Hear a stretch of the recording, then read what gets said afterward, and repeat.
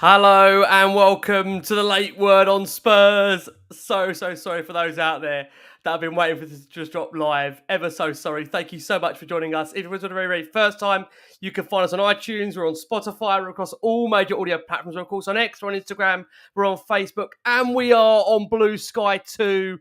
Look, we're dropping you a very late night update on all things Tottenham Hotspur. Of course, Spurs, we are hoping are going to start moving in the window, and we're going to be bringing you all the latest news, views, and help me do that. Listen, this man, when you need to know what is going on with players, a deep dive analysis, there's no one better out there than my brother over at Spurs Kings TV. The wonderful Ash joins me. Ash, thank you, mate, for joining me on this one. We're going to see how these go, because I will just say this is going to be a bit of a maybe newer bit of sessions for me and Ash on Last Word on Spurs. Depending on how this goes, do let us know. We'll be doing a deep dive analysis into certain players and bringing you the latest updates. And the audience, tell us how you're feeling if you like these updates. But firstly, Ash, it's always good when you're alongside me, mate. How are you? Lovely to see you.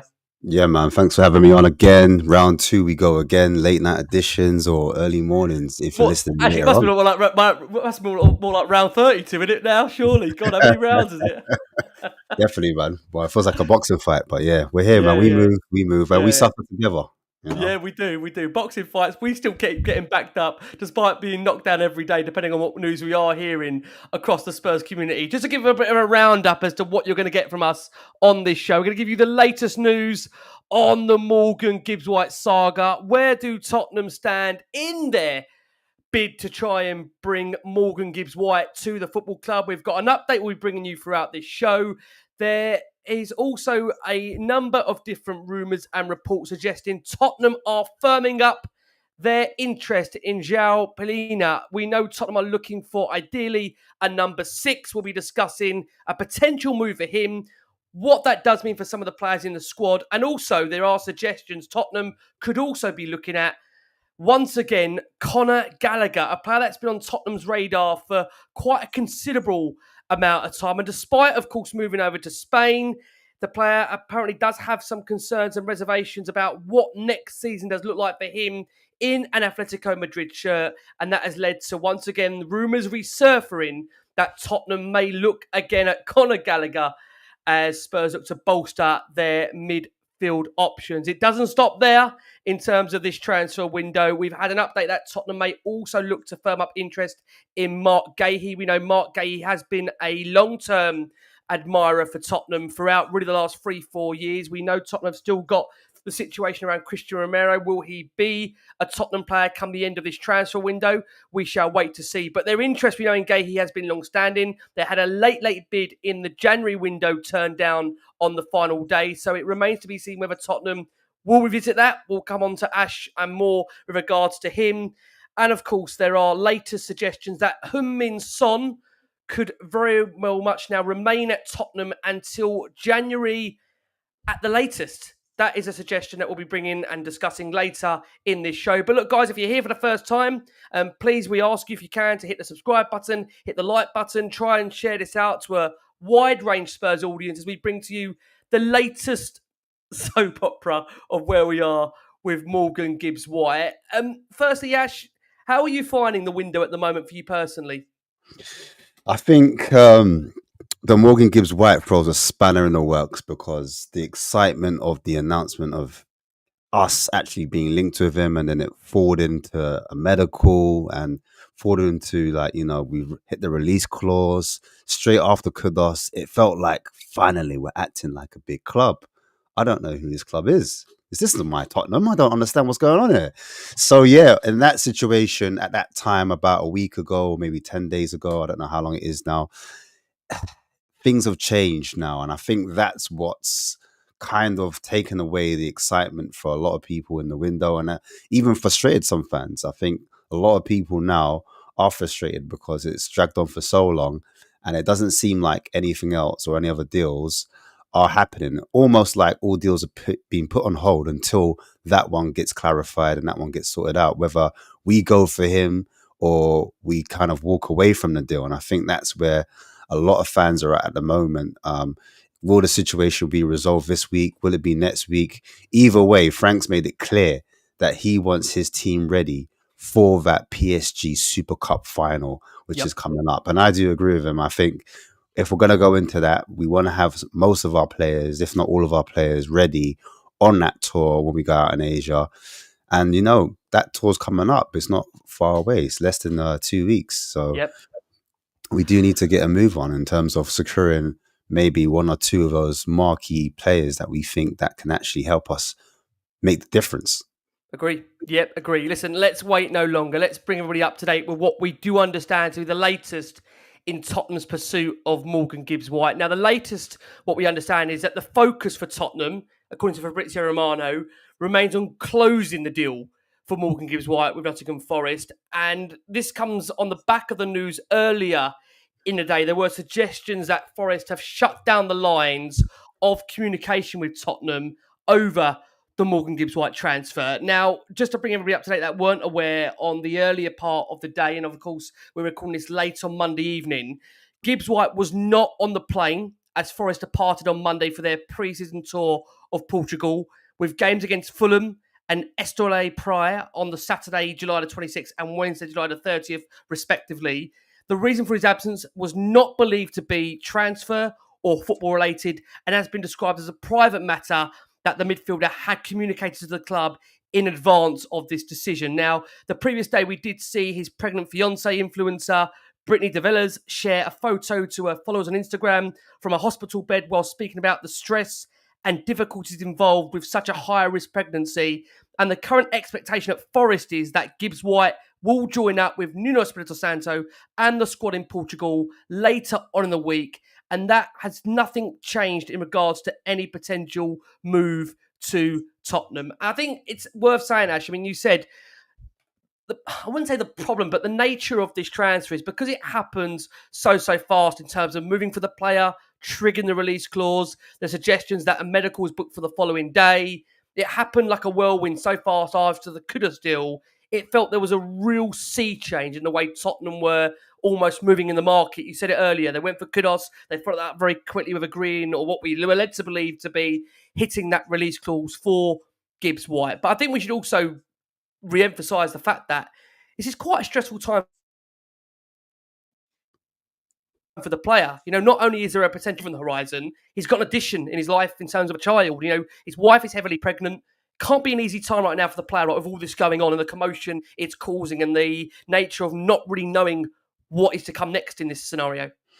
Yeah, you know what? It's not even just like on his side. I think what's going on with the chairman of Forest, the way he's behaved at the moment, he's really ruffled a lot of fans' feathers, and a lot of Forest fans, they've been, you know, having their piece to say. So I don't think that's helped either. It's been adding fuel more than anything as well. And I thought Forest would be more grateful seeing that when they were in trouble with FFP and PSR in terms of Brennan Johnson, we actually helped them out and paid a substantial fee for that player in terms of like 50 to 55 million, I believe it was, towards the back of the window. And if we didn't pay that money and that it wasn't shown through a certain year, then they would have got more than a 3-point deduction. And that could have led them to be relegated because they were finishing 17th that season. And had they had a 6-point deduction, they would no longer be in the Premier League. So we've actually saved them a lot of money. I thought the relationship with Forest would have been good, but I just think the announcement, the way it came about, I think the fans were so rattled from Nottingham's Forest at the end. Their reaction led to their chairman to kind of react in a certain way where they said, "Oh, I didn't know anything about this. What's going on here?" And they pulled it back to save face, in my opinion. But yeah, I agree with you, Ricky. Just to come back to your point, I think, yeah, for the player himself, he has got a lot going on. And I think some fans did want him to step up and kind of force the transfer through. He said, at some point, you've got to be a man. You've got to kind of, it's your career. You know, you don't have a lot of time. You don't have a long playing career. So you do need to make decisions. And a bit like Kudus made his claim known. And he said he wasn't happy. He didn't want to, you know, play with West Ham anymore, and he forced that move through for Spurs. And he said like it's always been Tottenham. And I think that's what a lot of Tottenham fans want to see. They want to see Morgan Gibbs-White, you know, get his chest out and say, look, I want to be a Spurs player, and have the action to go behind it as well. So I think that's where a lot of fans are being quite disgruntled at the moment. Yeah, it does feel, Ash, out there that the days this carries on in terms of a lack of a decision, the more frustration there is out there with regards to the concern over whether this is now really harming Spurs' window in terms of what is left to come. Is this now delaying other deals in the pipeline in terms of other alternative options? Is it also a case that, like you said there, Ash, that people are now wanting to see Gibbs-White himself try and personally force the move through and show a bit of, like you said earlier, gumption the way Kudos showed that to try and force that move to Tottenham? I think what we have to be clear on is, for those that are unaware, that Gibbs-White has pretty much the last 18 months resisted any contract talks with Nottingham Forest. You know, he's had the opportunity to sit down, agree new terms. They've been trying to do that. They would have at least tried to double his 60,000 a week salary to make him one of the highest paid players ever at Nottingham Forest. And to date, he's had absolutely no interest whatsoever in trying to negotiate or agree a new term contract. It must also be brought to light that, for those that are unaware, he returned to training on July the 14th. He held talks with the club officials. He is thought to have shown an excellent attitude since reporting back for duty. And it is believed that he wanted his future resolved before the first team did depart for Portugal, which of course isn't going to happen now. They've already, of course, made that flight. He's not on it, but he's expected to join up with the squad later in the week. We are hearing suggestions out of Forest that they have got some other players that they're lining up if in the event they do agree the sale of Morgan Gibbs-White. We understand they are looking at the likes of Jacob Ramsey. They're also looking at the likes of James McAtee of Manchester City. But it does just feel this week, like we've said, I know numerous times now, that there does feel there's going to have to be an element of movement. We're going to have to find out what Tottenham are going to do on this. And there's a number of scenarios that can play out through this. I mean, you've got the scenario that is obviously if Tottenham find they have the legal backing to go through with it and they've done nothing wrong, then you'd hope Tottenham can really then push through with the move and give the player that Thomas Frank has wanted since he tracked him back in his Wolves days. The other option, of course, is, whether people like this or not, is that maybe Tottenham do pay that little bit more money to Forest to push the deal over the line. But then again, that would maybe raise suggestions as that there's been some wrongdoing in there if Tottenham were to do that, because the argument is if they've hit that release clause, there shouldn't need to be a factor that they're paying extra money for the deal. So it just feels like, I think we've said, Ash, you know, both of us in the last few weeks, do you agree by the end of this week, we need to have a conclusion one way or another? We can't have Yeah, another week of not knowing what's happening with this deal. no, of course, but it's the art of negotiation, isn't it? I think it's the Yep. battle of the egos as well. Pride's at stake. Obviously, they've come out publicly said that there's wrongdoing, and we're putting our hands up and saying, "Look, we haven't done anything wrong." So both teams are standing their ground. But in the in negotiations, I think you've heard that they've offered the player around to many other clubs, and that's a way to kind of unsettle Spurs, to maybe make them panic and maybe force their hand. You've seen it with other clubs, with Manchester United, of course, with Mbeumo, when they tried to say that, another team's coming in, Spurs coming in for Wisa to maybe help push that over the line. You're seeing it right now with Arsenal, with Enquiries, saying, you know, Man United are coming back into the frame of things to kind of try to push that deal through. It's all about tactics, and we're no strangers to it. We do it ourselves in terms of when we're trying to sell players that, you know, we might try to offer it to another club. So it's all a part of it. It's just whether us fans can stomach it, or whether the club feel it's worth, you know, paying extra money just to kind of, you know, see this deal through and then maybe move on with other targets. So it just depends how valuable they think this player is, how key he is to Thomas Frank's plans. So, you know, that's what it comes down to, in my opinion. Yeah, just finally on that, Ash, just in regards to how this week does play out, you've mentioned it already once on here, the fact Spurs are going to be making their way very, very soon in the next week or two to South Korea. We obviously know Spurs have got fixtures against Arsenal, respectively. They've got Newcastle United and then return back, where they've got obviously got Bayern Munich in that big game in the Super Cup against Paris Saint-Germain. We can't underestimate, of course, how big these next few weeks are to trading the players up. I mean, is it the end of the world if we do get this player over the line and it is not done before, dare I say, the PSG game? I mean, is that a big factor in this, Ash, or is it a case that if you were content to know Tottenham are going to move in the window for other alternative players, we'd be happy to wait it out if we maybe see Tottenham deviating away slightly and making other business? I think the concern that we've had is because we're here nearly 2 weeks later and Tottenham have done no other movement so far, there just seems to be that suggestion growing and growing and growing further that we're all waiting to see what happens with Gibbs-White before we look to see what else there is going to be done in the market for Tottenham. Yeah, it depends on who we think is suitable to replace or go after if the Gibbs White deal is off, whether that level drops in terms of the quality of player.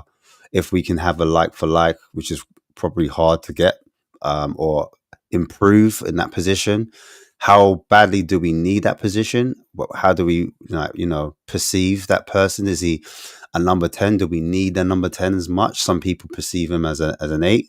So maybe we need, as a number 8, maybe he's that level above what we have already, and maybe that's why we might hold out, because you look at that position, we are quite stacked in both the number 10 and the number 8 position. But again, it's all down to how Thomas Frank views it, what was said before he came to the club, what was agreed, and how he sees him as a vital cog in the wheel. So that's what it comes down to, in my opinion. Players that could possibly, take that role, I'm sure we're going to talk about. So, Yeah, but I think for the fan base, I think the most important role would be the number 6, as we call it, or the CDM, the central defensive midfielder role. yep, I think that's what a lot of fans are vying for. Even though the manager change is slightly different, and it's a slightly different setup in terms of how we shape up defensively. So some fans feel that there's a less need for a number 6, but either way, we need quality in that midfield, and we know that midfield has to be upgraded if we are to kick on from not just from like 17th getting up the table, but in the actual Champions League. If we are to be competitive in that, we need to have a top tier midfield to compete at that level. Yeah, agreed. Look, we're going to come on to those midfielders that we'll talk about in just a second. But finally, Ash, in your mind, I know we had you on a couple of days ago with Gibbs-White. You were fairly confident the deal would get done. Are you still quite confident in your mind Gibbs-White will be a Tottenham player come the end of the window, despite what appears to be this lack of developments as we stand at the moment here? Personally, yeah, I still think it gets done. However, football does move really fast. I do see the patterns of the negotiating styles between both clubs. We've seen how long the Mbeumo deal took to get over the line for Manchester United. Enquiries, as I said earlier, that's still not done, and they've been way longer than the deal that we've been with Morgan Gibbs-White. So I expect this one to play out for a little bit longer. But every day there's something new that drops, and something that is a bit challenging. And it depends on your mentality as a fan, like how quick are you to buckle. How patient are you? It's not even that patience is one thing, my broski. But I think, you know what it is? When you hear a bit of news like, oh, Man City are back in again, some fans will wobble. Yeah. Like, oh my goodness, he's No, gonna. I can hear it. Even I can though see Man it. City, he doesn't want Man City because he knows he won't be a starter. He'll be on a bench. So for me, that just rules them out straight away. But other people will look at it, and obviously, what's happened in the past when we've lost out on top players to other top rivals. Yep. I understand it. I get it. I've been there as well. But at the moment, I still think it gets done, and I'm happy to weigh it out for now. Yeah. I'll give you a week's time. I might join everyone else. I'm not sure we could do another week of this, can we? As in the lack of news. I mean, we're in this situation now where I said earlier, one of 3 options are going to have to be there. Either Tottenham are going to, broker a deal, get it over the line with Forest. Either the player is going to really push for that move, or Forest are going to buckle under the pressure and take what is being offered by Tottenham. But again, if they've hit that release clause and it's deemed nothing done wrong, then really this should be a very much easy transfer to do. But by the fact of the matter is that we're hearing a mixture of reports from Fabrizio Romano that is insisting Spurs are closing on the deal for Gibbs-White. That is their sole focus. You're then hearing, again, confliction to that where Forest bosses have shut down the lines of communication with Tottenham. Well, you can only do that if you feel there's been wrongdoing, and that's been proven. Because if Tottenham hit a release clause and the fact of the matter is that release clause is there, then I don't know how you could do that. So it does feel like with all of Tottenham's moves at the moment, there's a lot more legs in this to run, and we are going to see what does happen. And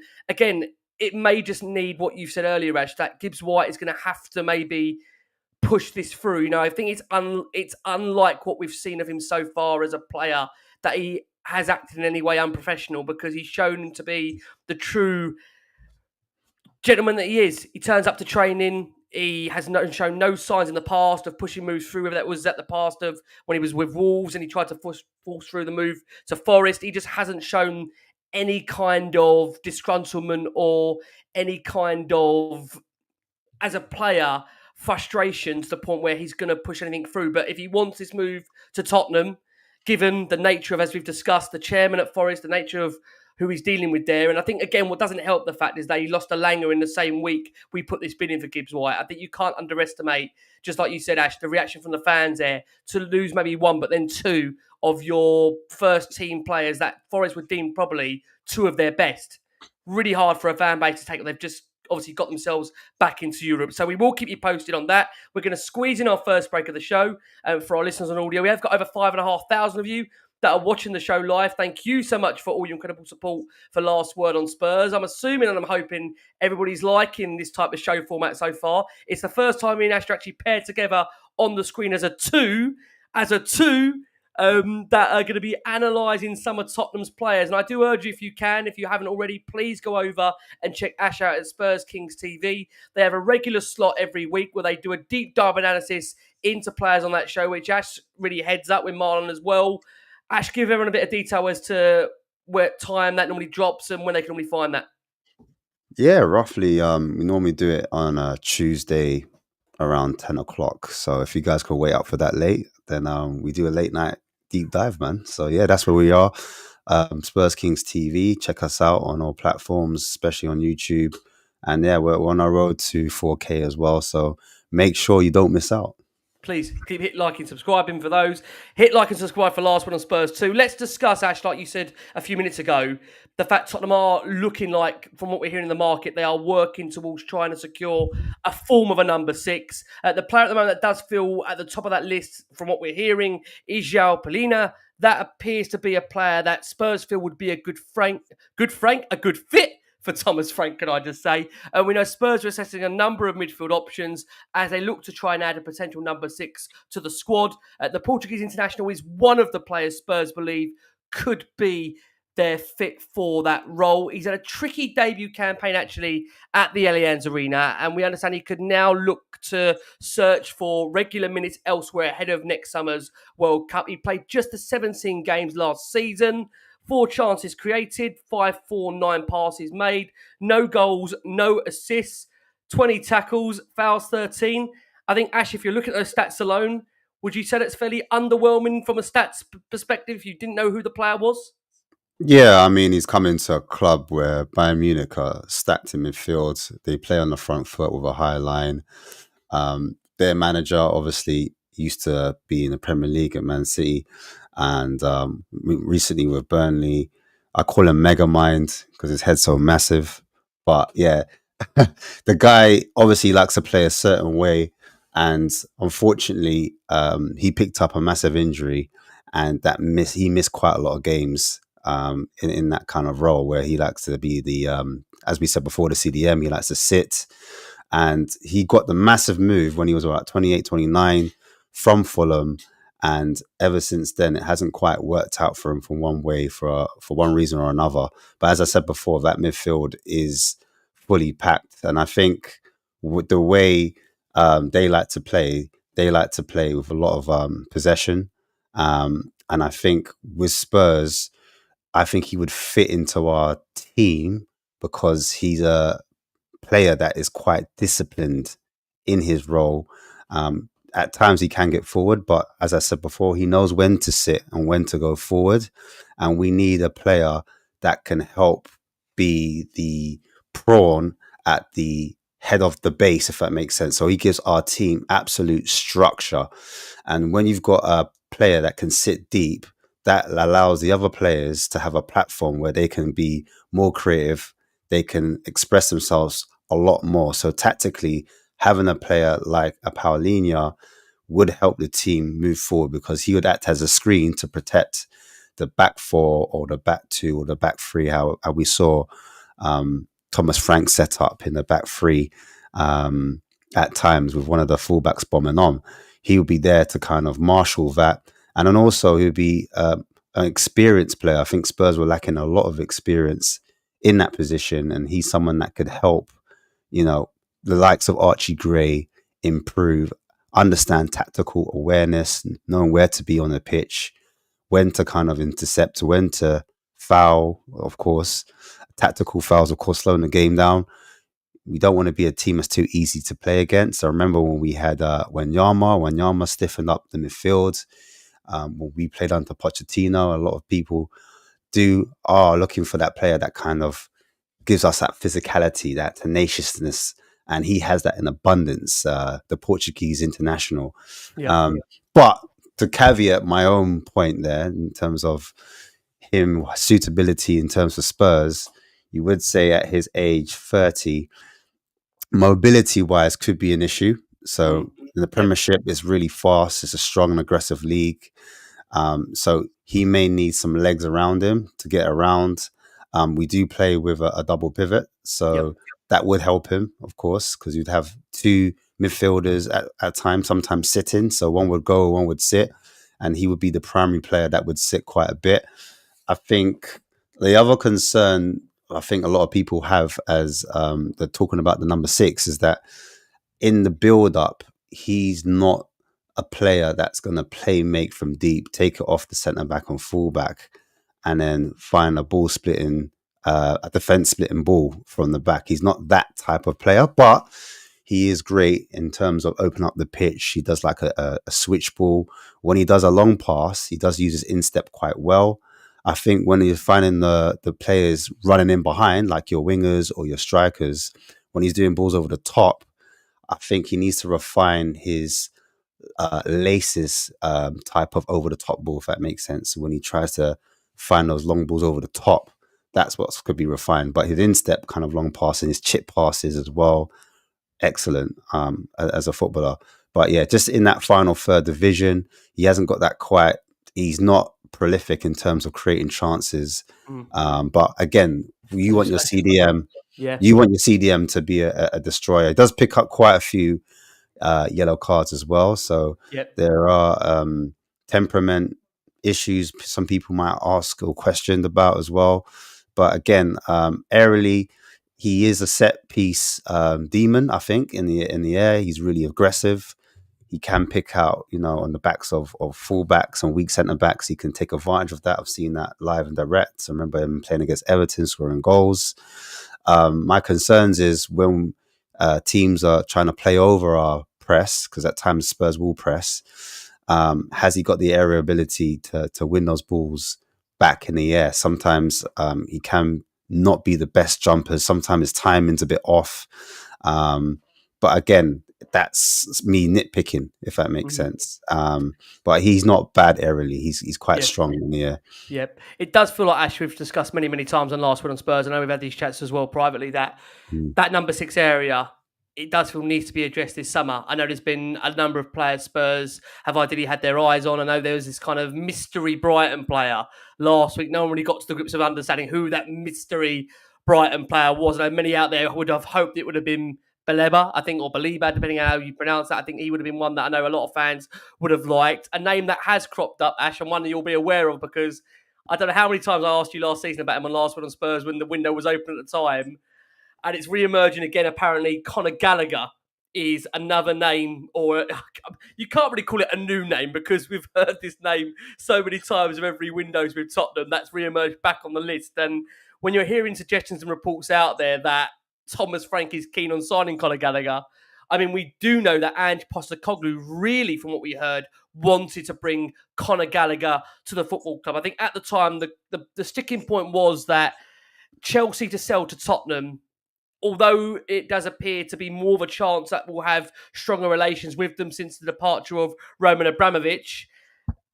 Obviously, we've still not done a deal with Chelsea for a number of years, and I think it stretched back to probably the longest time we hadn't done a deal when you look back at our time with West Ham. And we did break that this summer, of course, with bringing Kudus to the club. We obviously did that for the first time since the Scott Parker deal with West Ham. Obviously, this move for Conor Gallagher is a bit different. Obviously, he's moved on to Atletico Madrid. Obviously, in this last year or so, he has, with all due respect, had a decent amount of game time so far. It's not been, outrageous. He's had 18 games he's played over there for the 24-25 season. Chances created 5, passes 4, 7, 6. Only a couple of goals, no assists, 27 tackles, 17 fouls committed. But this is a player that we understand is very, very keen to be part of course, the World Cup. He'll have his eyes on trying to battle his way back into Thomas Tuchel plans. It is also worth suggesting that we know Newcastle United also appreciate the Chelsea Academy graduate, and there are a number of clubs looking to bring him back to the Premier League. Ash, your thoughts on Conor Gallagher? Would you see that one as being fairly underwhelming in comparison to João Palhinha? I don't see him as a CDM. I see him as a box-to-box midfielder. So I would imagine if Morgan Gibbs-White didn't get done, he would be more of a position where they might look at, because at Palace, we all know he played as a number 10 when he was on loan from Chelsea. And then Gallagher, when he was at Chelsea, they did deploy him as a CDM at some point, realized that that didn't quite suit his skill set, and he moved him back into the 8. When I say the 8, I mean centre midfield for the old school heads like me. So central midfielder, I think that's his profile, meaning that he covers a lot of the blade of the grass, goes up and down. And as I said before, we do have a lot of central midfielders at the club. But I think in terms of, and it doesn't show it here in the stats for last season, but when he was at Chelsea, his goal scoring and his assist numbers were high for a player in that position in the Premier League. I think he was one of the top 5 or 6 players that could facilitate that. And I think the reason why Ange Postecoglou was such a fan of this player is because of his engine. His engine in football, you need players that can, get up and down, cover the ground, not just do the offensive duels, but they do the defensive ones as well. So they want to contribute on both ends of the pitch is what I'm saying. And he does that well. So just think of a Papamata Sarr type, but scores goals and defends, helps the fullback out. He's really good at covering the fullback or the centre back if they're out of position. He'll get back and help give your team defensive solidity. Now, so those are the pluses about Conor Gallagher. He can fill in the 8, he can fill in the 10. He has played the CDM role.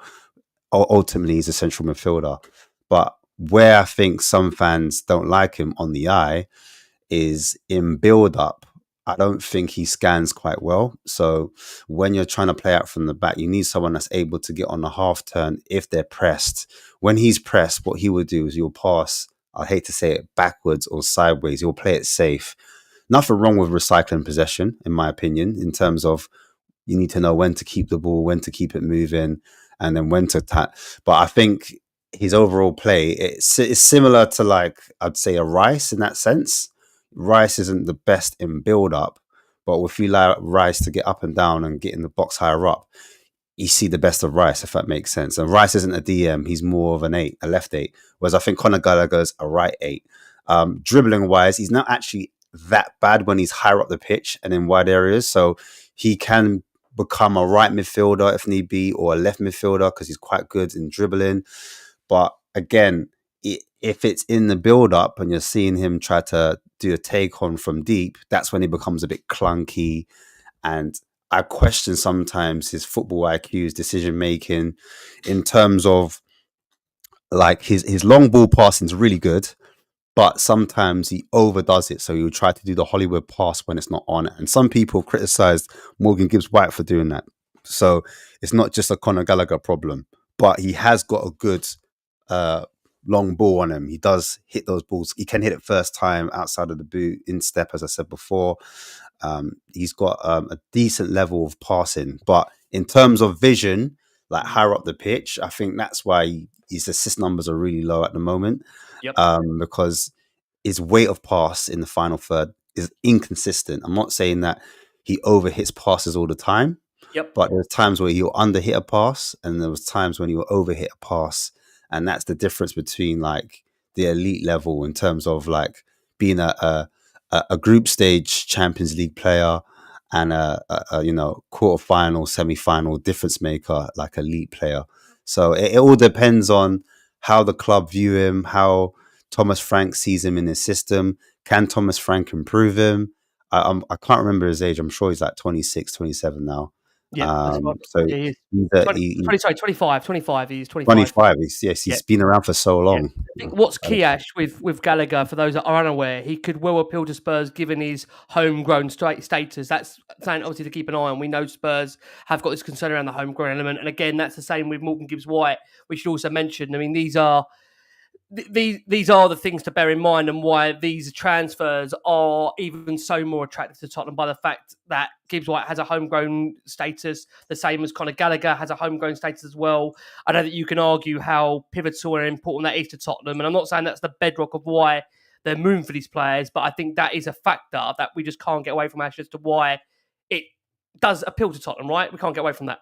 If it wasn't for the Chelsea connection, I think this would be a deal right up Spurs' street. Do you know what I mean? They've been tracking him for a long time now.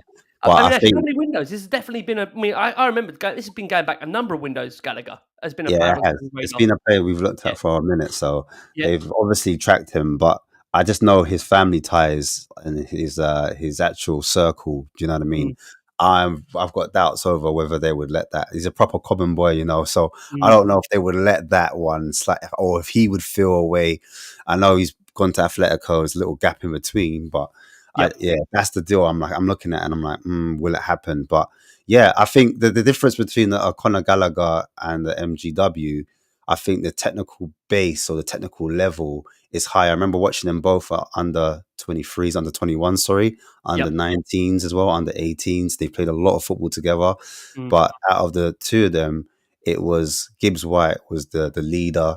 He yep. was the one that was always showing for the ball. And then I think Conor Gallagher, he's a player that's really professional, travels really well, gets his head down, gets on with it. He's just a true professional. But both players are again, as I said, they're both professional in the way they deal with things. Um, yeah. Okay. Listen, I know there's kind of two different profiles there as players as well. I mean, obviously, João Palhinha is more that kind of, as you said, Ash, more that number 6 that we would probably be more identifying. Conor Gallagher, I don't know whether you'd feel, Ash, is that more of a. Though I don't want to spark the fan base off in a negative way, but is that more of an alternative to Morgan Gibbs-White? Yeah, box to box. That's what Conor Gallagher is. He's a Yeah, box to box yeah, midfielder. yeah. And I think because he has played as a CDM, but as I said before, he doesn't suit that position because Mm, in the build up, in terms of IQ, yep, when to go short, when to go long, and then also when to carry, when to dribble, that's when he gets a bit exposed technically. So that's the reason why I think as a DM, he had to move along and Casado had to be the DM. When Casado was next to him, he yep, was fine. But when you took Casado out and he was at the main DM, yeah, suitability wasn't there for him. He hasn't got the skill set for it. And some players, they just naturally, their skill set goes, suits them in a certain role. yep, But again, I'm talking about when I say scan, I mean his head swiveling, knowing yep, his surroundings, his spatial awareness, when to open the body up, when to open up the hips to receive the ball, passing on a weaker foot at times. And then, these little things of punching the ball at speed. These are things where people are getting excited about Adam Wharton. Obviously, he's now distanced himself from that move. yep. But maybe that's something we go back to maybe in a year's time. I just feel like the longer you leave an Adam Wharton, the more like you see like a Liverpool or City start to Agree. sniff Yeah, around. agree. Yeah. Um, Agree. Listen, you mentioned Liverpool there. Their rivals, Manchester United, we know they're trying to move players out the door, Ash. One of the players that they're trying to move out the door, and we understand Spurs are scanning, to go your term there. They're scanning, they are swiveling their heads. Whether they actually do anything with the head's another question. And that brings us on to Alejandro Garnacho, who we understand Spurs are thought to be closely monitoring ahead of a potential move. Now, the situation around the player is that the player's preference, if he is to leave Manchester United, he wants to stay in the Premier League, and he is the winger. Well, the winger is one of several players that has been left out of the club's pre-season tour of the United States, as Ruben Amorim is looking to reshape his Manchester United squad. Garnacho, along with the likes of Jadon Sancho, Anthony, Tyrell Marsilia, Marcus Rashford, who is set to join Barca on a loan deal. These are the players that are expected to have to find new clubs over the course of the summer. And we understand Spurs are seriously now weighing up a potential move for Alejandro Garnacho, who we understand United have got a valuation of the player around the £40 million mark. He has drew interest in the past from the likes of Chelsea and Napoli. That was as early as the January transfer window, but it does now feel more than ever his departure is almost certain, given United's need to bring in funds and the fact that you look at the case around this player in particular, he's probably one of their most saleable assets. But again, there's been suggestions that, in general, is he a problem player, Ash? I mean, this is the key that I'll ask you about Garnacho. You know, he played 36 games for United last season, created 37 chances, 6 goals, couple of assists, 30 shots. Passes-wise, he delivered 750 and committed 12 fouls.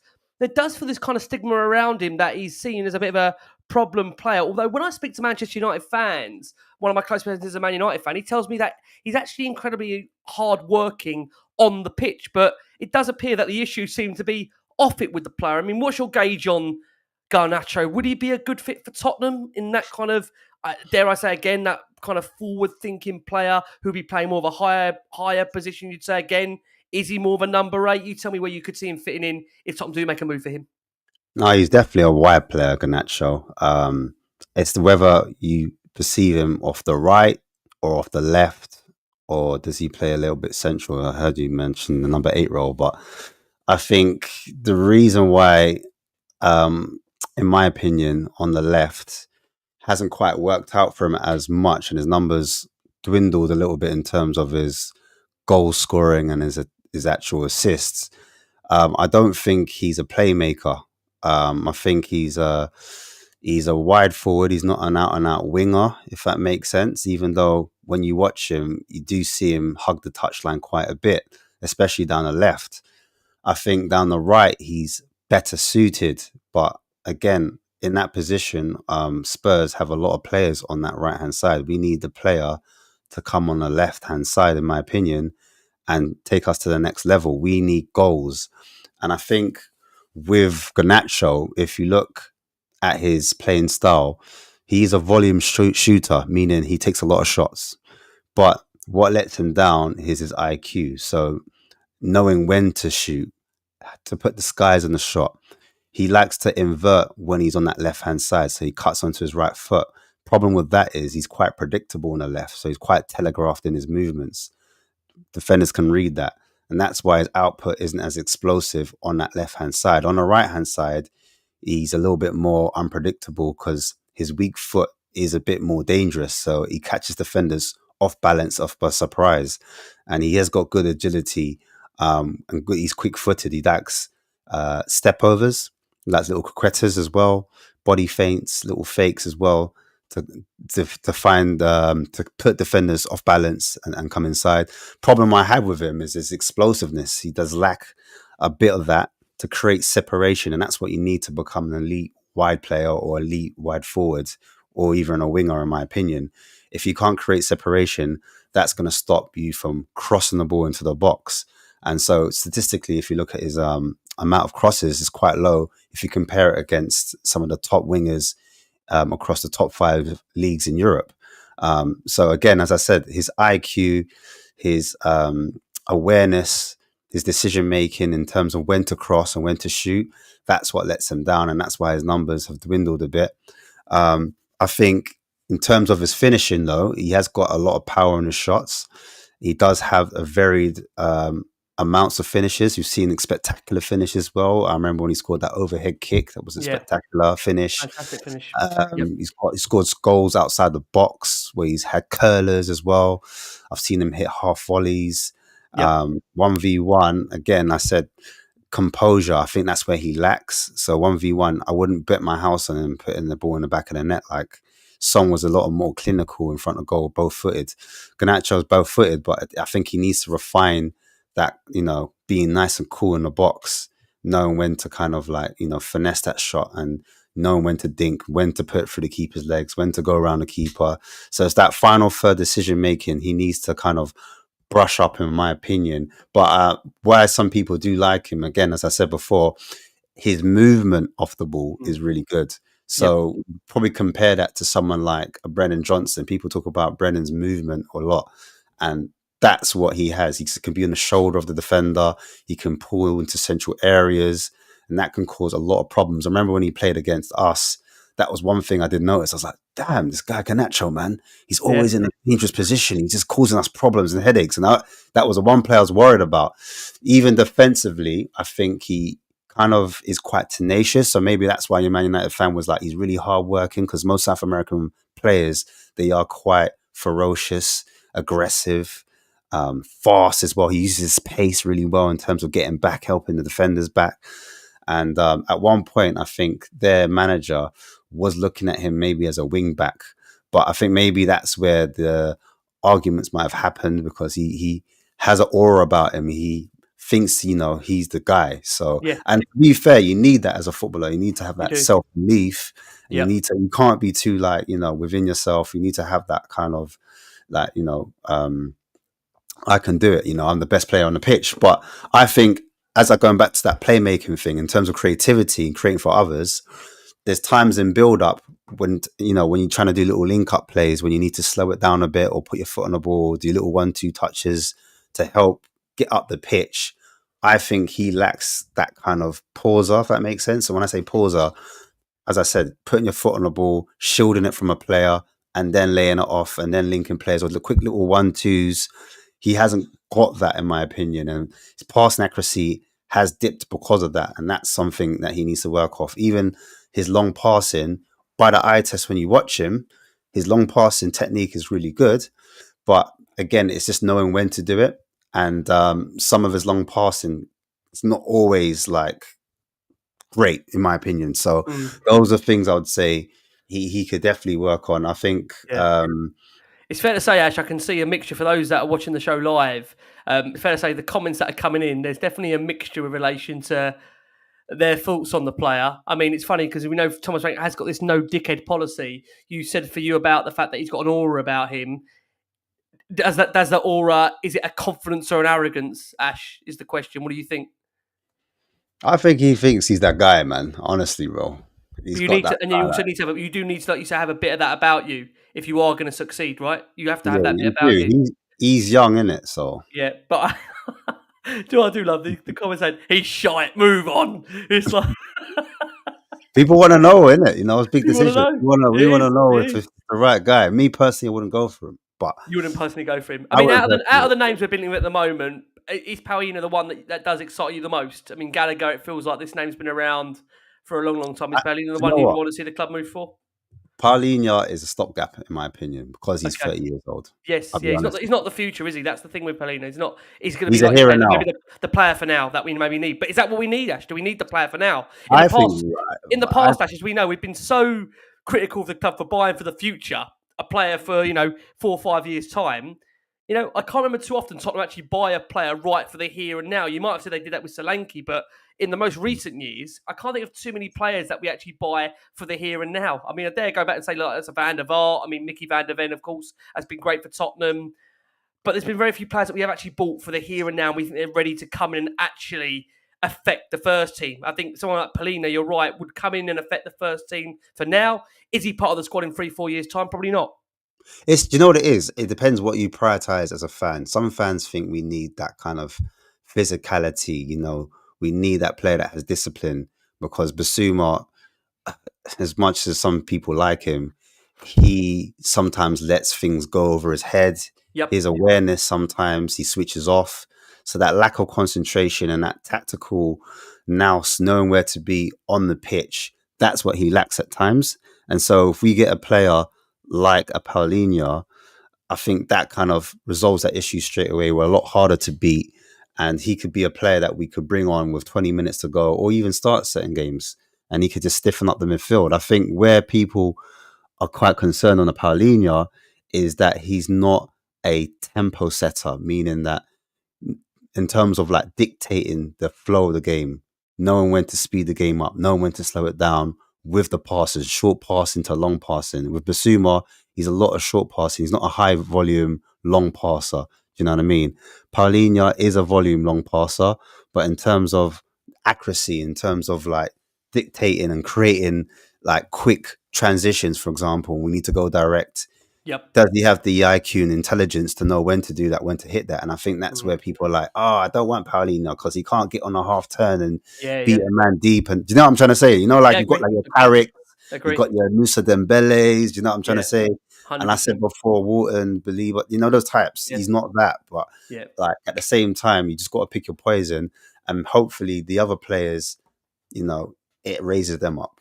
Agreed. Look, we're going to squeeze in our final break of the show for our listeners' audio. I've got over nearly 8,000 of you that are watching this show live. Thank you so much for all your incredible support for Last Word on Spurs. I'm hoping you're liking it. It's the first time you've got me and Ash paired together on the screens as a two. I feel like I'm cheating on Marlon here. I feel like Marlon should be involved somewhere, Ash. So give him a kiss and a cuddle for me when you next see him. Tell Marlon we'll make it up to him. We'll make it a free at some point. Although I Nah, know, it's yeah, fine. yeah, yeah. I do listen. What I will say out there, please. I mean, there's been so many comments that have been coming in saying how people we love Ash's knowledge on footballers. Please, I ask you, please go and subscribe to Spurs Kings TV. They're closing on the 4K mark. Please, like I say, Ash will be doing a lot of player analysis throughout the season. When that window shuts, he'll be doing the analysis on our players that are in action throughout the season. So please make sure you go and check Ash over at Spurs Kings TV, a regular panelist during Last One on Spurs. We urge you as well to keep liking and subscribing here. We've got non-stop content for you coming across the summer, where of course the main emphasis right now is over the summer transfer window. We've got you covered for all of Tottenham's pre-season games, and of course going into the season where Jason reminded me it is season 8 we're taking you on. God, season 8. I don't think we get that far, but this is Tottenham for you. That's what we do to us, but we love it very much. Guys, thank you so much as well for all your incredible support. Right, we're going to look at some of the links to defenders that have been over the last 24 hours, and then we'll be also discussing where we stand with relation to, of course, what Spurs are going to be doing next. And we hope that is going to be that Gibbs-White deal. There has been suggestions that Mark Gahey has reappeared on Tottenham's radar. Gahey has been a long-term target for the football club. That's despite their initial bid being rejected at the right end of the January transfer window. We knew at the 11th hour, Tottenham made their move for Mark Gahey, which was rejected on the final day of the January window. That was rejected, we understand, because number one, at the time, Palace had absolutely no interest in selling Gahey. And number two, if they were to have accepted the bid, they had no time to replace the player. But given the fact Tottenham put the bid in, you would like to have thought they must have courted Gahey and got his confirmation as that he wanted to come. It does appear that since then, there has been a shift around that situation, and Liverpool are now deemed heavy favourites for the player. What, of course, is maybe driving this potential link is the fact that we are yet to get definitive confirmation that Christian Romero is going to remain a Tottenham Hotspur player. The words from Thomas Frank has been that Romero is committed from what we see for now. He confirmed that he would have been a captain against Reading, of course, at the weekend. He played 45 minutes there. Certainly looks happy in training. I think, again, with Romero, if I would go by the gauge of what a lot of fans feel. I can't speak for all fans, but I think, you want to keep your best players. You want to show that ambition. You want to build your team around winners. And Romero's a winner. He's won a Copa America. He's won the World Cup. He's a European winner with Tottenham. I think it's really important that we keep these kind of players to show the rest of the squad our ambition. I think if you start letting players leave of his nature, what does that precedent set for other players in the squad that we deem to be of high quality and high value to us? Mark Gahey back on the radar. Ash, what do you make of that for you? Yeah, we've been looking at him for a long time. Chelsea Cool. Academy boy. Yeah. Did a loan stint at Swansea. Impressive one as well. Came back to Chelsea, then went over to Crystal Palace, and now he's a Palace boy. But from what I heard on that opening window, when we did that last bid, he didn't want to come to Spurs from my understandings. I don't know if anything has changed, but we're clearly looking for a player of a profile that can be confident in possession with both feet as well, right foot and left foot. Hence why we probably got that Japanese guy who could fill in at the left side of centre back or the right side of centre back. Coach of the guy, Gahey, of course. Yep. yeah, Gahey's right footed predominantly, but he has played a number of games as a left sided centre back. In fact, he's played there for England as well, but he can fill in as a right sided centre back. So he's a dual footed, ambipedal centre back. Good in the air as well. Strong physical traits. He's an athlete, so he's quite mobile, and that's something that I think Spurs do appreciate. A player of his traits playing in that back line. Nowadays, you need a defender not only to defend but to be able to play with the feet. But what I will say about Mark Gahey, from what I've seen, positionally, he is really good. Does go to ground in terms of when he does draw, he does like to slide tackle quite a bit, but his timing is really good. So on his weaker foot, he's able to get down and challenge and win that ball back, whether it be in the Yep. box or outside. He is good. 1v1, he's not bad. 1v1, he's not bad. But I have seen games where if a player throws a little, correcto, a little chop, or a little step over, a little body fake, a little swerve, Yeah. he can be unsettled at times. So it does have a little bit of a balance issue. But again, his recovery rate is his ability to get nick the ball with his foot. He's got that. Good at blocks, interceptions is not bad either. So he's got a good eye in terms of reading the game and to step up as well, commanding. I've seen him coach the boys at the back as well. I know at Palace they play with was it Maxence Lacroix, who used to play Yes. for Yep. Werder Bremen with Yep. Mickey van der Ven over there as well. He used to also play at Werder Bremen, sorry. But he's at Palace now, and I remember Mark Gray, he telling him where to be, and even Chalobah, who's now at Chelsea, they played in the back three, and he was marshalling them, saying, "Yo, guys, we need to head up together. We need to Yep. work." Again, I've seen them play against us and do really well, exceptionally well, be comfortable. He can start attacks as well from deep. So he's just an overall top defender. There's a good reason why a lot of clubs are looking at him. And we saw how well he did in the recent Euros as well, when he was brought along into the Yep. England setup. Question for you, Ash. Paul asked us here, if a choice between Romero and Gahey, who are you choosing, Ash and Ricky? For me, I wouldn't want to sell Romero. I think that sends out the wrong message. Yeah. So for me, I'd want to Romero, keep Romero. You the same with Romero, Ash, as well? I say Romero, but you know what? For Gray, he's got consistency. He's got consistent numbers. He's available. You know, that's another key thing, isn't it? I mean, this is the thing with Romero. That's I think really important that we're all sitting. Listen, me and you are both sitting here saying Romero 100% because we saw what Romero can do on his day. I said it before, I know you said it as well, Ash. The way he did command us in that final in Bilbao. If it wasn't for him, I'm not sure we win that final. I think he really had that impact from the moment he walked the team over in the huddle in the United half to the way he really rattled Harry Maguire in that final. I think he's so important to the squad. You can't get away from that. And I just think the key I think will be this season, Ash, his availability, as you know, is sometimes the best ability, right? So we'll keep an eye on Gahey. Another name that has cropped up once again, which was being accelerated really at the back end of last week. We are hearing that Tottenham are remaining and keeping tabs firmly on the Bournemouth defender, Ilya Zabani. He's a name that we know Tottenham have been linked to in the past, although it must be made clear that Paris Saint-Germain are currently leading the race for the Ukrainian. Quite interestingly, Tottenham were linked all the way back with the player, Ash, in 2022, whilst Conte was in charge of the club when they were deploying a 3 centre-back system. He at the time was playing for Dynamo Kiev. He's obviously come a long way since then. He's made a total of 86 appearances for Bournemouth in 2 seasons. A player that I know has been called unbelievable by former teammate Philip Billing. But were Zabani to arrive under Frank, perhaps maybe he could end up in a 3-man system. But I just feel with this particular player, Ash, I'm not sure if you agree, the only way now I can see Tottenham bringing a player of Zabani to the club is if we do lose a high-profile centre-back. And I think from what we heard last week, we were hearing reports around the fact that they were looking for around 70 million for Zabani. And I just think, given the fact GIBBS-WHITE is going to be, if we get that over the line, that's going to be at least 60 million plus. If we're looking at a central defensive midfielder, take a PALHINHA, for example, there's reports that's a £26 million bid minimum. I just don't see Tottenham in that environment dropping another 70 million for Zabani. And I just think, for me, maybe the argument will be, Ash, is whether does Dragusin maybe surprisingly somewhat depart the club? That's also been, I think, a rumour over the last few weeks. Does Dragusin's time at Tottenham be cut short? I would be surprised because of how Spurs moved really decisively to bring him in. We know they battled Bayern Munich for his signature.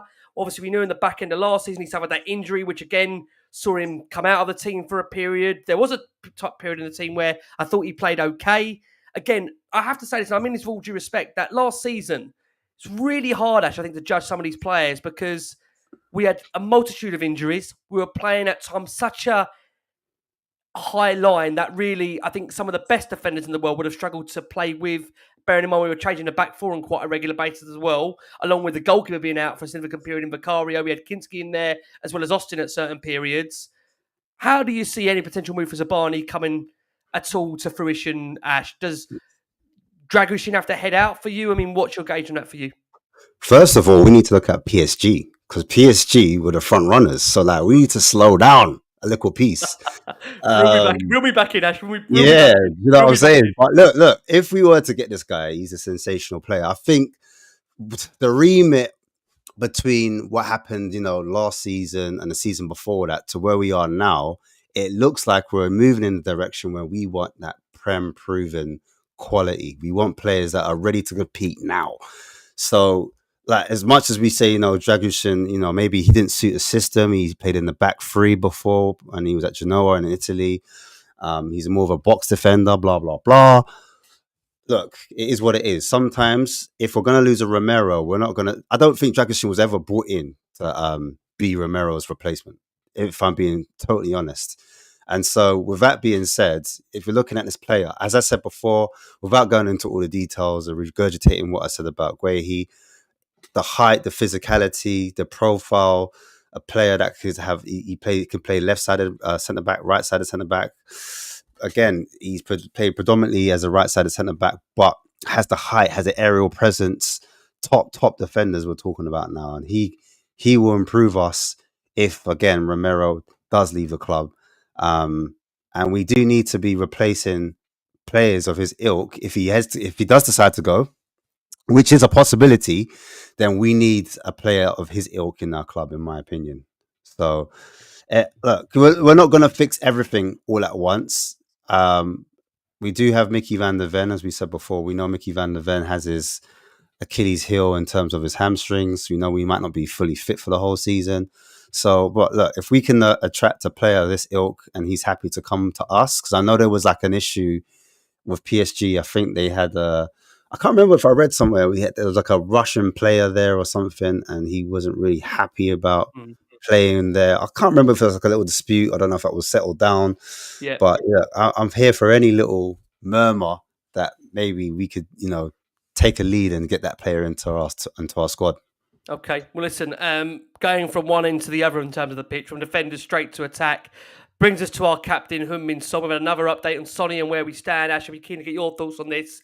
This is from Matt Law, who says Son left teammates and staff under the impression he was ready to leave Tottenham at the end of last season. Matt told us personally this on the show a few weeks ago after winning the Europa League. Although there has been suggestions since that Son is happy to stay at least until January. Barring any injury, Son will definitely travel for Spurs' pre-season tour so that he can feature in Seoul, as Spurs would face a huge reduction in revenue gained from the match if the Korean didn't feature. It's understood Tottenham would miss out on as much as 75% of their fee for playing in Seoul if Son is not part of the touring squad. It is believed the fee would be halved if he were to travel but not play in the game. That's really interesting, that. So just to be clear what I just said there, it is believed the fee would be halved were he to travel but not play in the game. Sources believe the key player clause meant it was virtually impossible for Tottenham to even consider selling Son before the tour to Asia and the game in South Korea. We know Sonny's future remains unclear. Frank's words around him last week was that he's an important player for us. He knows he's looking forward to the season.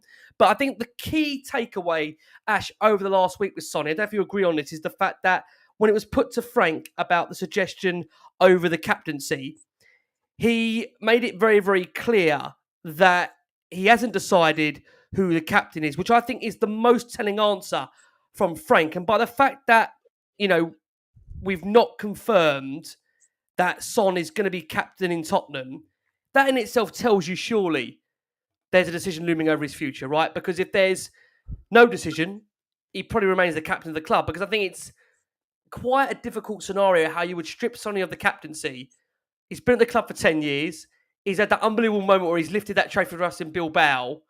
I think, how unpopular would that decision be from Frank to take the captaincy away from Sonny as being one of the first decisions he makes at the football club? So I just feel that if you agree, Ash, with everything going around the club, the fact that it's 10 years, a decade Sonny has been here.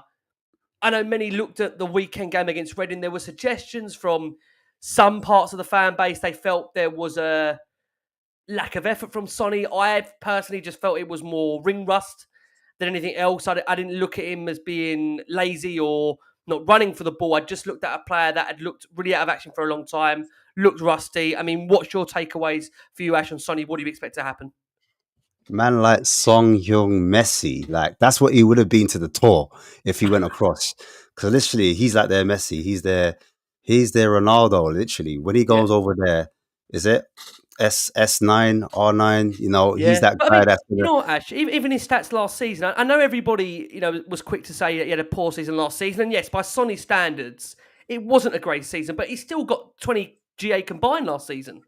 I mean, Yeah, bro, but you know what? It comes down to the goals, isn't it? Like when you're looking at 11 output goals. player, Yep. output. No, but if you look at the league though, because that's where it mattered. We were terrible in the league, and he scored 7. And if you're looking at your front line, one of your talisman to get you and help you up the pitch and win games, it wasn't just the goals. It was like him 1v1. And some people say, "Oh, you can't play Son as an out and out winger." No, you can't. But still, we need a player that is going to be able to get us out of tight situations. Someone that's going to be able to break the deadlock. Do you know what I mean?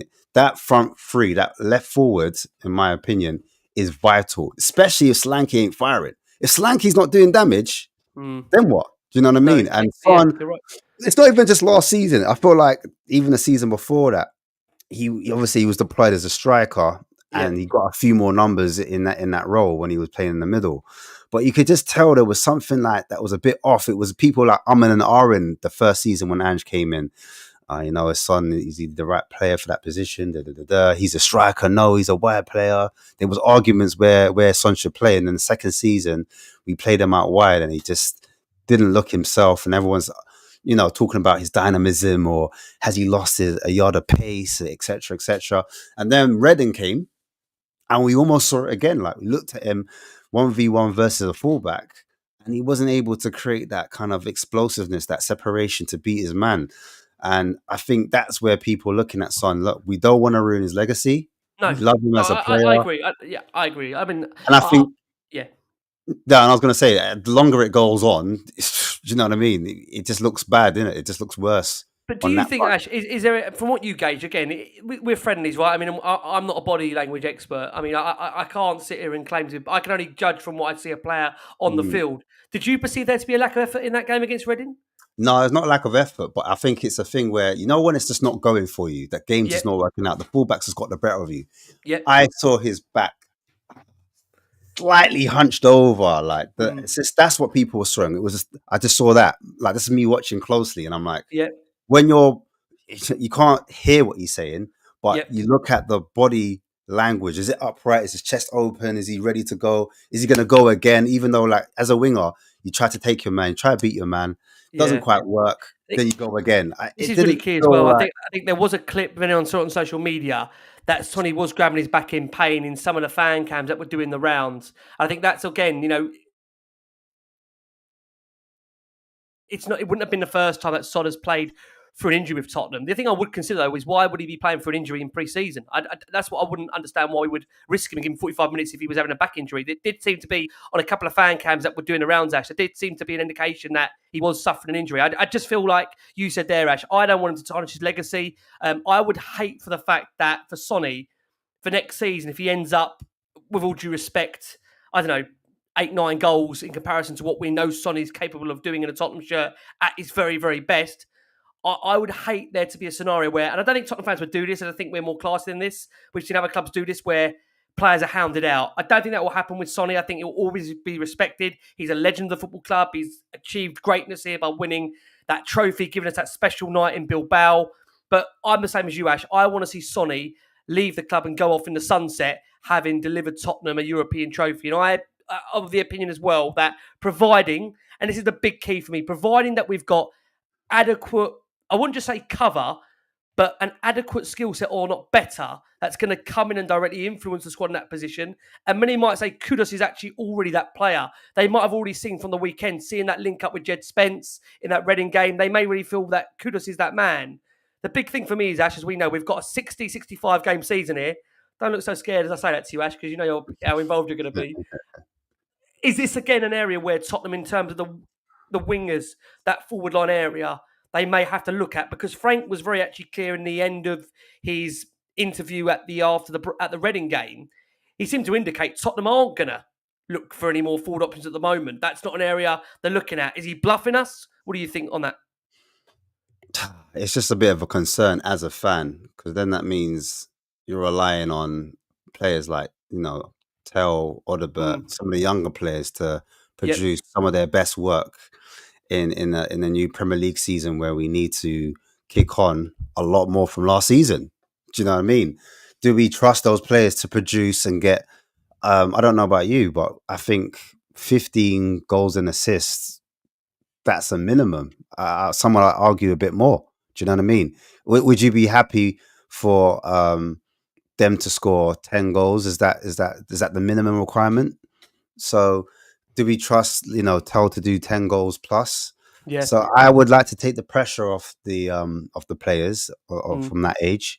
Not saying they can't do it, but I would rather have someone that's ready now in that kind of Champions League mode, where we're saying, look, they're going to be able to compete on all four fronts. Yep. Especially if Son's going to leave. Do we trust a club to replace adequately? Because we know what happened with Kane. That was such a massive hole when we lost him. How many goals we lost? So for me, it's a thing where we have to. That has to be a bluff. We can't leave that area undone. You think for you, if we were to let go Sonny, we'd be leaving ourselves short if we don't bring in another wide forward, Ash, you think, at the moment when you look at the squad we've got? Yeah, because I'm just thinking, who's really on that left that's going to score us? Because I think even the players that we haven't seen yet, the likes of Hill and Solomon, I have to say I'd be very surprised if I see them in Spurs shirts next season. I think Leeds ideally want to make that Solomon move permanent. He had a really good spell up there. Come back to Tottenham, got injured. It's not been great from the fact that he's not even available in that first game. And you look at someone like Hill, I very rarely doubt Hill is going to be he's going to be back in a Spurs shirt playing, right? And I think, again, it leads to the fact that I think you make that such a crucial point there. With the other options Spurs have got, Richarlison, Mikey Moore, Wilson Odobert, outside of Kulusevski, who may be operated in more of a, dare I say, number 10 rather than a winger, but then we saw him deployed as a winger last season, Tell as well. Are we confident over a 60, 65 game season, we're going to get enough contribution of goals and assists that's going to take us to where we want to be, right? Which is, in terms of Frank's words, this is Thomas Frank's words, he wants us to be competing on all four fronts. That's his words. Yeah, I mean, I'm happy that we're doing friendlies against Newcastle, Arsenal, those type of teams there, Bayern Munich, doing PSG, obviously, because then we're going to find out a lot. It's going to bring us back to earth in terms of what we need. We're going to see that the weaknesses, we're going to see the ceilings, we're going to see the floors, we're going to see the whole roof, we're going to see the whole house. So we need to know where we need to improve. And I feel that those fixtures there will tell us a lot, in my opinion. I just worry. My concerns are on that left-hand side. Do we have a difference maker? I know Kudos can fill in on the left, but primarily I would like him to stay on the right and just hold his position down. I know we've got Brennan Johnson and we haven't spoken about. No, we haven't. Brennan, again, can't get away from his goals last season. If Brennan can replicate the goals as he did for us last season, then we can hope Mikey Moore could potentially step up. Again, Wilson Odobert, who was injured for big parts of the season. This will be the case, Ash. I think, it's going to have to be players that were there last season really contributing if we'll be able to solve that area. But I have got the same thing as you, that I really hope it's a bluff from Frank and we are potentially in the market for another wide forward. I really hope so. Because the problem you've got with a lot of these players is, can we keep them fit? But then we have to hope maybe that last season was, or the last two seasons have been a one-off. And with the change in medical staff at Tottenham, with the fact that we've got obviously one of Frank's key allies that have come in from the medical staff, that might help us, Ash. Yeah. Well, time will tell, man. And like I said, I just feel like I just look at the competition. I look at their front line. I look at Newcastle always. I mean, I think we're a bigger club than Newcastle. We are a part of the traditional Big Six. We look at Chelsea, what they're doing in terms of their front line. Manchester United, they've got Cunha and Mbumo. They're looking to strengthen in that number 9 role as well. We're competing against them. Obviously, you've got Liverpool and Arsenal as well, City there. And I look and I say, look, does our front line scare their back line, their opposition back line? Do you know what I mean? And so that's when I start putting question marks. Like, we've got a lot of potential, don't get me wrong, but it's a lot of ifs, buts, and maybes. And I want something where I'm like, yes, this is the difference maker. This is the guy that's we're not gonna have to rely on the brilliance of Kudos, or we're not gonna have to rely on, Madison doing something spectacular out of the blue, or even Kulusevski when he's back. He's not even fully fit, so I can't even include. And we do know with Decky, to be clear, he's also definitely going to miss Tottenham's first game of the season against Burnley. That's definite. And Frank couldn't give us confirmation as to when we will see Decky back in a Tottenham shirt. So it does remain to be seen. There's a lot of variables at play, and as we do know with the transfer window, it does move fast. So we could be in these next few hours or next few days, things can change. And that's the beauty of the window. And like I say, I think, bearing in mind, we've had nearly 9,000 of you that have been watching me and Ash live. Please do let us know if you've enjoyed us as a duo. Do let us know if you've enjoyed the deep dive into the stats. I will ask you and implore you again, please go over to Spurs Kings TV for more of this coverage that they provide on there. Obviously, Ash does head that up with Marlon and the guys over there to give a deep dive into the stats. Of course, you're in Last Word on Spurs, as always. We'll be keeping you inundated with all the movement in this summer transfer window and more. I want to say a massive thank you to my co-host, the wonderful Ash over at Spurs Kings. Ash, it has been a pleasure. I've got to tell you, I've enjoyed it, even if maybe some of the audience haven't enjoyed it, but it does feel that everybody has enjoyed it. So if you've enjoyed it, please do let us know. Please put it in the comments if you've enjoyed this kind of show. And like I say, we'll probably be trying to bring this to you across the summer when, of course, it does feel, hopefully, Ash, please tell me this is the case, things will start to really hot up. Will it, Ash? Yeah, I think so. I hope so. For our sakes, we need it as a fan base after the European success we've had. We need to kind of build on this. I think this is what they said. It's a platform, it's a springboard. So let's push on. Let's kick on. Amen. It's all going to come down to that Morgan Gibbs-White deal. I know for many out there, because I know that for many is what they see as being the key cog in the wheel if Gibbs-White is going to be a Tottenham player. But I think, again, we have to, as we said at the start of the show, remind you, difficult time for the player right now. Not only is he having a potential transfer ongoing, he's also got an impending birth of a child where we understand there's been some complications there. So can't get away from the fact that for him right now, as a player, there can't be more of a stressful time in his life with what's going on. The child, potential birth of a child, a potential transfer move, a move away from Nottingham. There's a lot of variables at play here. And all we ask is, like I say, that fingers crossed, whatever happens is in the best interest of Tottenham as a football club, because we care deeply. It's our football club. And of course, for the player. Ash, you've been a star. The love is pouring in. Thank you so much for all the love for the show. We really appreciate it. Like I say, keep liking and subscribing for more of this. And for Ash as well, we love him very much. Keep safe, keep well. When there's more news breaking, we'll let you know. And as always, come on, you Spurs. Come on.